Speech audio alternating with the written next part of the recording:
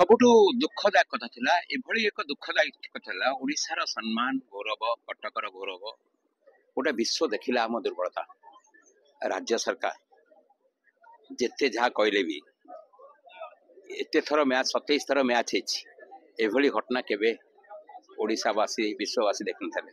ଏଇଟା ସବୁଠୁ ଦୁର୍ଭାଗ୍ୟର କଥା ଥିଲା। ରାଜ୍ୟ ସରକାର ହାଇ ଲେବୁଲ ଇନକ୍ୱାରି କରି କଠୋର କାର୍ଯ୍ୟାନୁଷ୍ଠାନ ନିଅନ୍ତୁ, ଯେମିତି ରିପିଟେସନ ନ ହେବ। এইটা হচ্ছে মোর রাজ্য সরকার দাবি। এই পার্টটা ଆମକୁ କାଲି ଏତେ ସ୍ତମ୍ଭୀଭୂତ କରିଥିଲା, ଗୋଟେ ବିଶ୍ୱ ଦେଖୁଥିଲା କାଲି ଏକ ଏକଟି ମ୍ୟାଚ୍। ଏଇଟା ଏଇଟା ସବୁଠୁ ଅକ୍ଷମଣୀୟ, ଆକୁ କେହି କ୍ଷମା କରିପାରିବେ। ଆମେ ତ ସମସ୍ତ ରାଜ୍ୟବାସୀଙ୍କ ପାଖରେ ସେଇ ପ୍ରଶ୍ନ, ସମୀକ୍ଷା ହେଲା, ଏତେ କଥା ହେଲା, କ'ଣ ଫଳ ମିଳିଲା?